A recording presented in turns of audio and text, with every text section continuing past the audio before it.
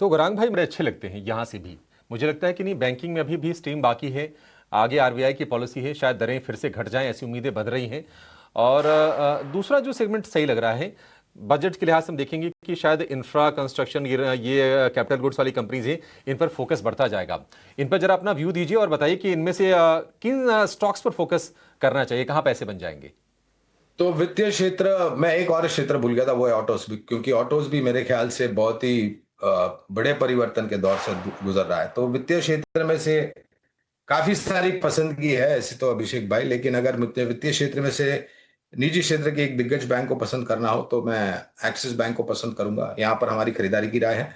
ये जो भी लक्ष्यांक हम दे रहे हैं, ये बुनियादी दर के आधार पर है लंबी अवधि के लिए, और अनुमानित लक्ष्यांक है 1550 के लक्ष्यांक है एक्सिस बैंक के ऊपर लंबी अवधि के लिए।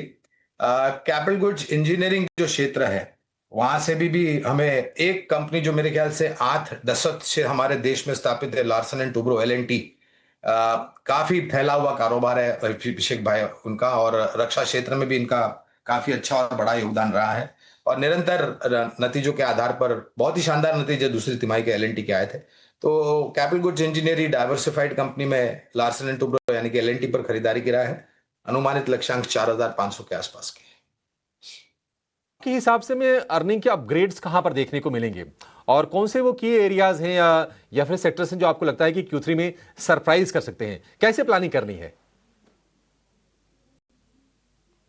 देखिए अभिषेक भाई, जो रुझान हमने दूसरी तिमाही, और एक बात भी कहना अनिवार्य होगा कि काफी लोगों को ये अनुमान था कि दूसरी तिमाही बहुत ही निराशाजनक होगी, खास करके कुछ क्षेत्रों को लेकर के। उदाहरण के तौर पर IT, James and jewellery, EMS segment, या फिर आप टेक्सटाइल्स ले लीजिए, जिस प्रकार से नीतियां राष्ट्रपति ट्रंप ने घोषणा की थी। लेकिन इन सब के विपरीत मेरे ख्याल से दूसरी तिमाही जो अभी संपन्न हो चुकी है, अगर एक समीकरण करना चाहे तो मेरे ख्याल से एक अच्छी बात ये थी कि कोई बड़ी निराशा नहीं थी।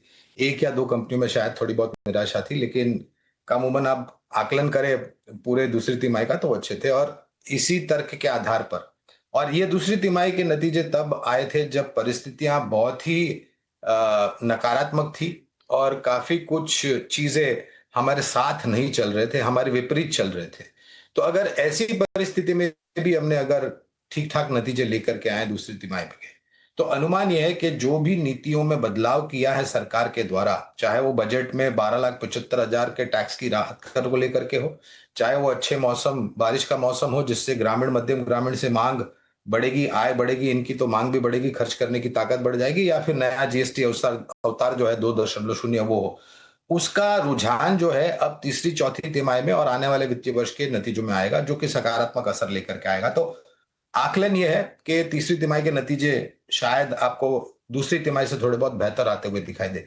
कौन से क्षेत्र पर नजर होनी चाहिए, तो जो टिप्पणियां मैंने हमारे ही चैनल 18 हाउस स्वदेश पर पहले की थी, वित्तीय क्षेत्र का पूरा ब्रह्मांड है, सरकारी बैंक, निजी क्षेत्र की बैंक, मजबूत NBFCs, रक्षा क्षेत्र, कैपिटल गुड्स इंजीनियरिंग, सीमेंट, खपत से जुड़े हुए क्षेत्र, चाहे वो डिस्क्रिशनरी हो या नॉन डिस्क्रिशनरी हो, और मुझे लग रहा है कि थोड़ा बहुत IT क्षेत्र, जिस प्रकार से परिस्थिति के विपरीत नतीजे आए हैं। तो ये कुछ 5 या 6 क्षेत्र होंगे जहां पर मेरे ख्याल से आपको नजर बना करके रखनी चाहिए। एक रणनीति अगर आपको बनानी है निवेश लायक, तो पहले दिग्गजों पर ध्यान दे, और फिर कुछ चुनिंदा मझोले क्षेत्र पर भी आप ध्यान सेक सकते हैं इन सब क्षेत्र में।